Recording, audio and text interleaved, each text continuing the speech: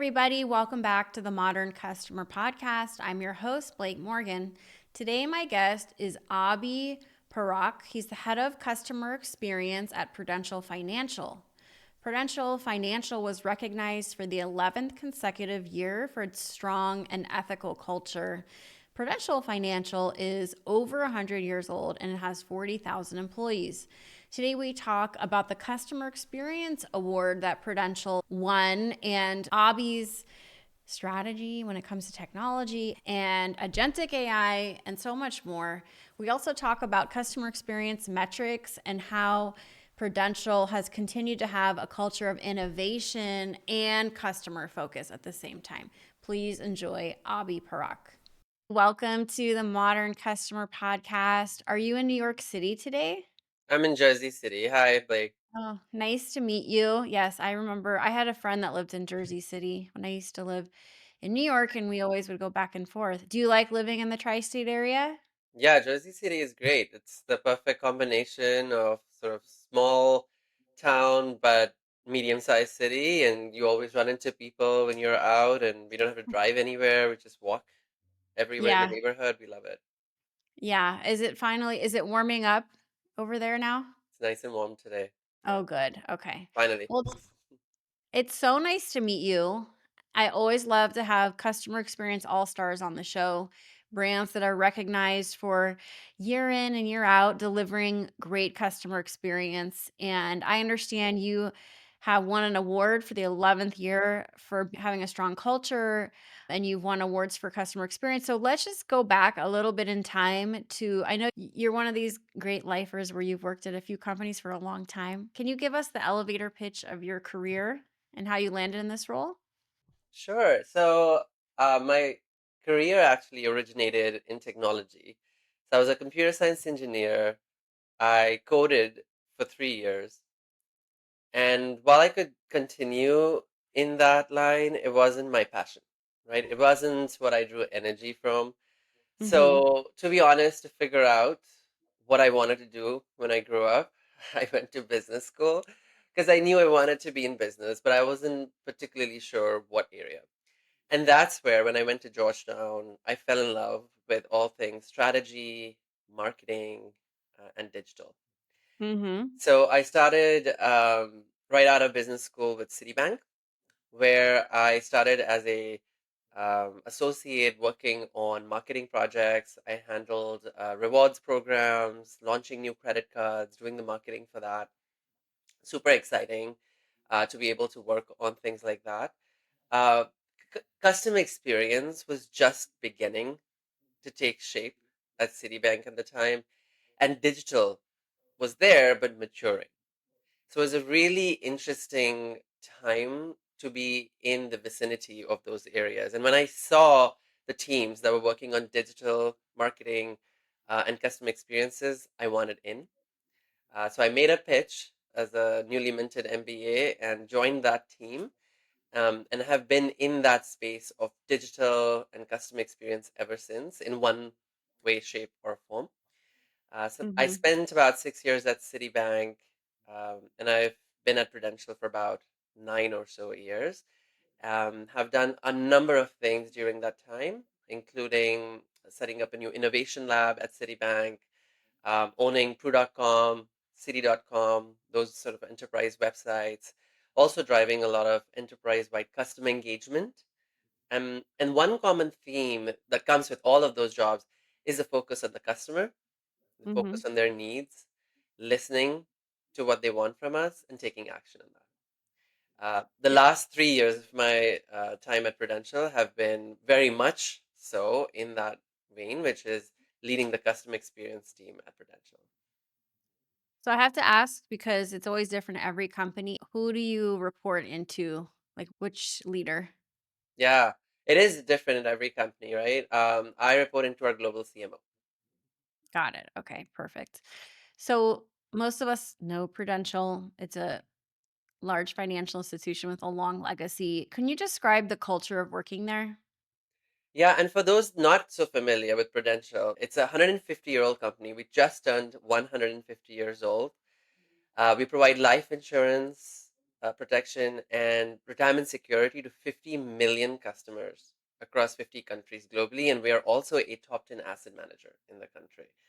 So, not a lot of people know Prudential in that exact way. And the culture at Prudential is one that is customer obsessed. You don't get to be in business and survive and thrive for 150 years if you're not customer obsessed, right? Yeah, that's true. So, truly customer obsessed company, that's goes back to how we were founded, to make sure that folks had security, to pay for their loved ones and pay for their funerals. And obviously, we've evolved a lot since then. And so, the culture, though, what we wanted to do a couple of years back is codify that culture, codify the beliefs that we have, codify the rituals, and artifacts, right? So that the culture has is embedded into the DNA of the company of being customer obsessed. So that's Mhm. the transformation that we have been on for the last few years. And you mentioned earlier the award. Last year was a great year because we won Forrester's National Customer Obsessed Enterprise Award. Mhm. Why did you win that award? What is it that you do that makes you so customer obsessed? Yeah, so let's talk about the culture and the results. So I was talking about how culture is made up of the beliefs, rituals, and the artifacts. So we have a belief at Prudential, right, at the topmost levels, that focusing on our customers will drive growth for the company. And that belief is actually backed up by a lot of external research, right? But also our own data. So we have proven that there is a high degree of correlation between our promoters, right? The biggest advocates that we have, whether they be our customers or advisors, and the value that they bring to Prudential. So, really strong belief, right? Number one, that the two are interlinked. Number two, from a uh, rituals perspective, we have democratized customer experience in the company. We have more than 100 customer experience champions all throughout the company that are our biggest advocates. And they make sure that the cultural momentum stays intact. We also have um, regular gatherings. So, for example, every year we bring together thousands of people in the company for our annual customer experience conference.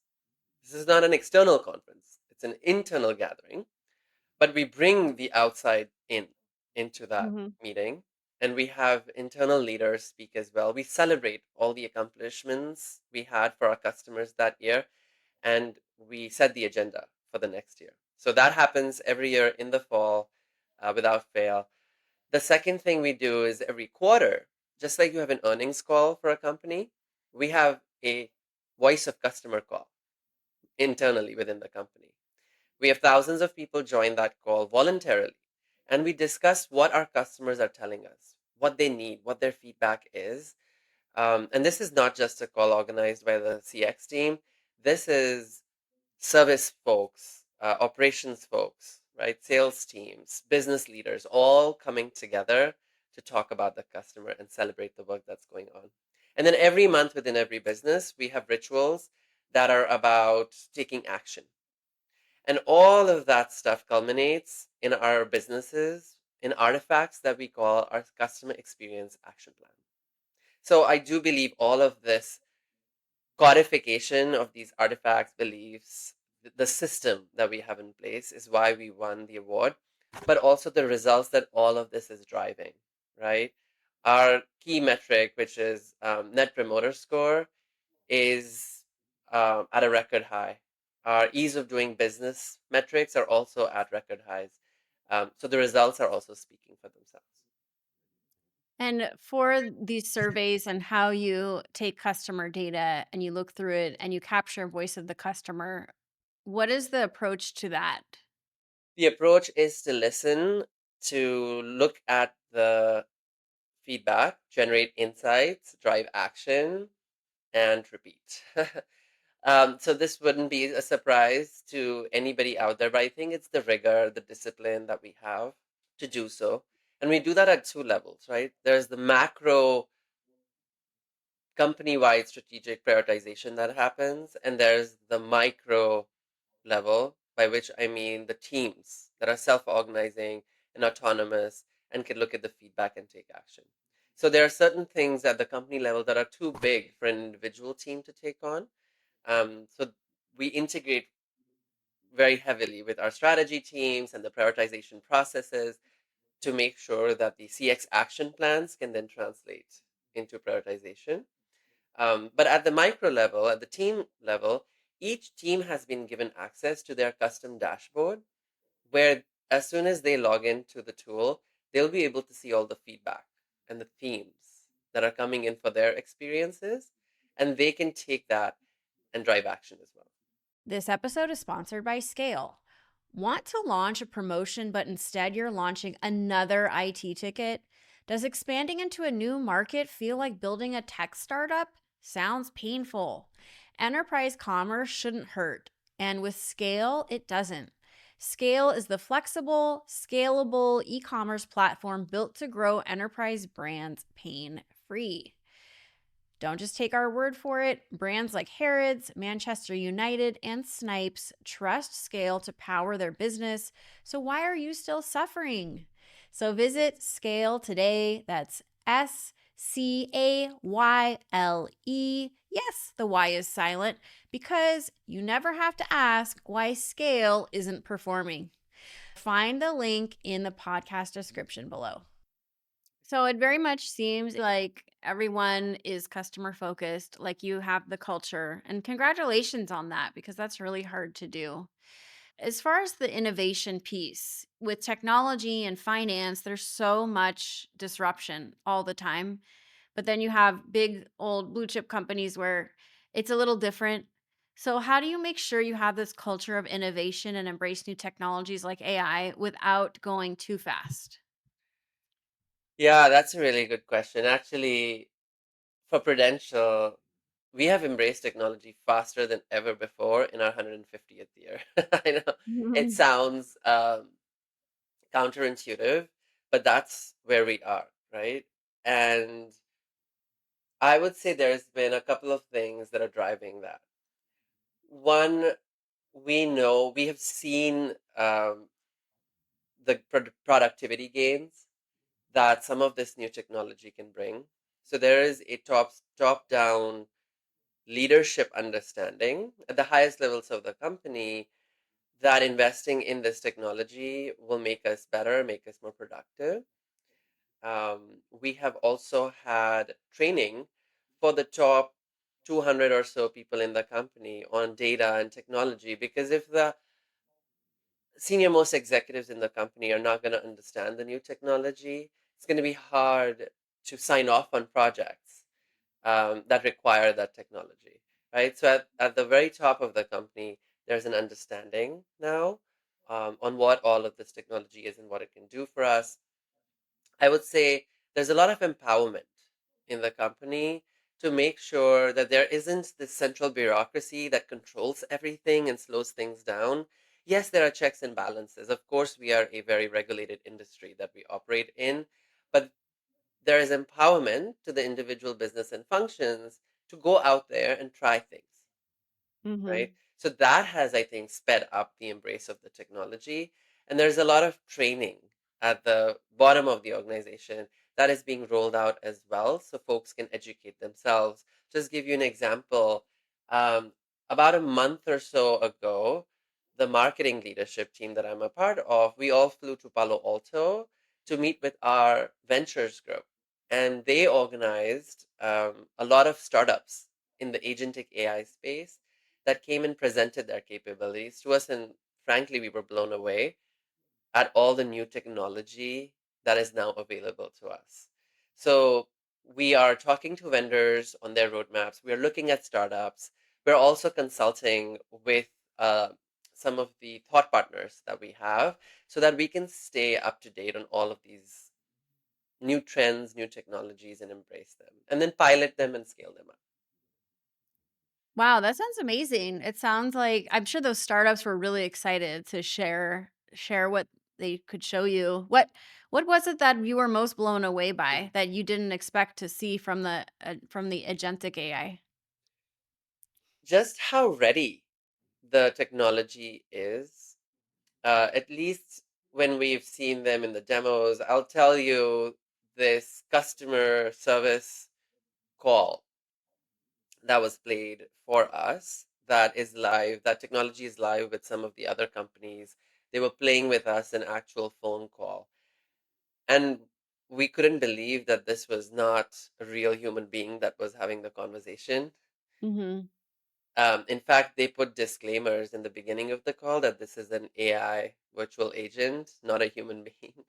Um, but it was uh, quite surprising in a good way, the quality of the conversation that that can be had with a virtual person, with an agent versus a human being, and the fact that it doesn't result. The majority of those calls actually don't result in transfers to a human agent. They can be resolved within the agent virtual agent call. Would you be nervous to release this technology to your clients when they're dealing with very nuanced and private information?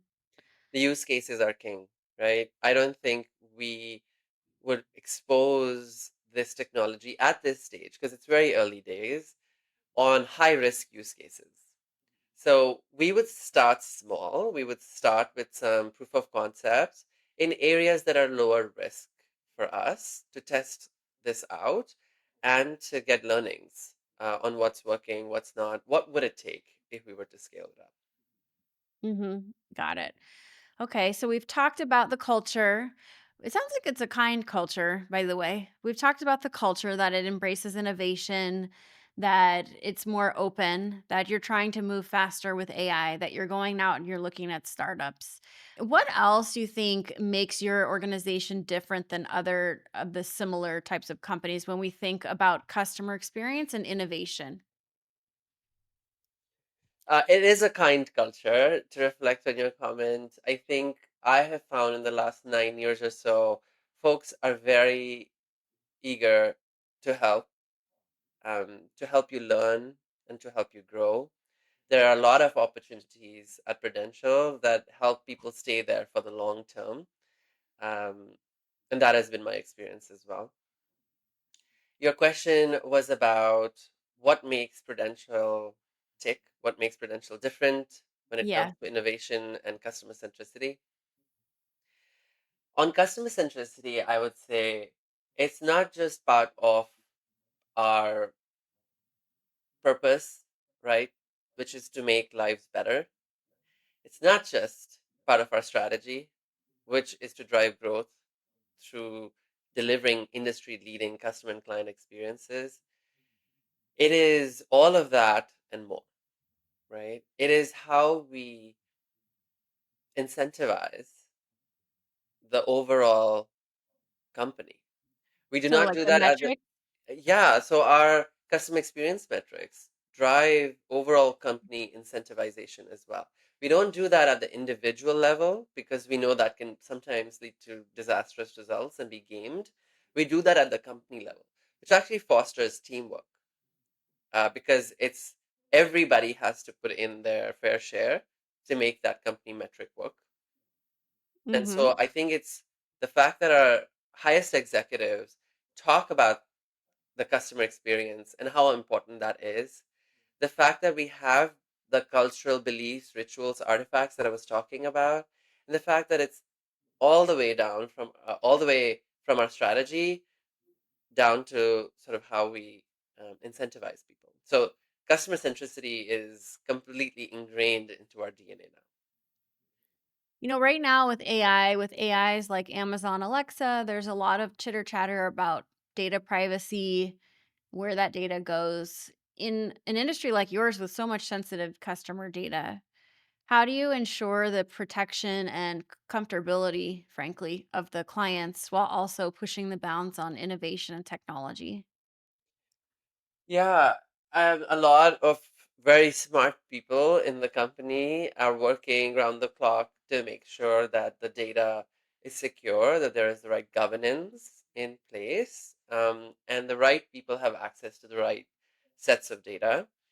I'm I'm not an expert in this space, but I would say Hmm. everything that we do for those reasons, right? All the models that our vendors use, or the models that we use when it comes to AI, and what data will go outside or stay within our walls, is all vetted through the right committees and councils, where we have the right folks from risk, right, and data governance and enterprise technology, so that they can make sure that anything that we're working on, none of the customer data or privileged confidential data escapes the four walls of Prudential. Hmm. Understood. This is bit of a different question that I don't usually ask, but I'll ask you because I think you're a good person to answer it. If there was a new customer experience technology that you could invent that doesn't exist, what is a technology that you would love to have? I would say the promise of agentic AI is the closest we get to that. I think that is the ideal state, where a person doesn't have to go through hoops, doesn't have to look for a call center number. They can go to prudential.com and have a one conversation interaction to solve all their needs. Whether it's transactional needs, that is to make a payment, right? Or withdraw money out of their deposit account. Whether it is advice. Today, you advice is highly regulated, and you have to sort of make appointments and meet with someone and have a whole financial plan. And sometimes you need a certain amount of wealth to be able to have access to financial advice. And Right. I'm going beyond insurance, I'm going in financial services overall. So I think to truly be able to make lives better, if we were to able to democratize financial advice and Right. use AI to help the folks that probably need it the most to manage their day-to-day finances, um, so they could focus on what matters most to them versus worry and be anxious about their financial future. I think that technology, if the regulators could approve it, would be a really, really great invention.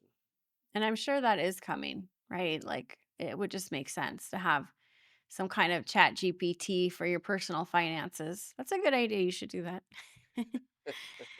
Well, this has been really interesting. And it sounds like the culture is such an important piece of your work and the great work you guys are doing that really is award winning at Prudential. So, congratulations for that. Thank Let's you. get to know you a little bit with some fun rapid fire questions before I let you go. Does that sound fun? That sounds great. It's supposed to be fun. Okay, perfect. All right. So these are quick. This is the first thing that comes to your mind when I say the sentence. So, starting off, what's the most important part of your morning routine? My protein shake. What do you do to relax at the end of a hectic day?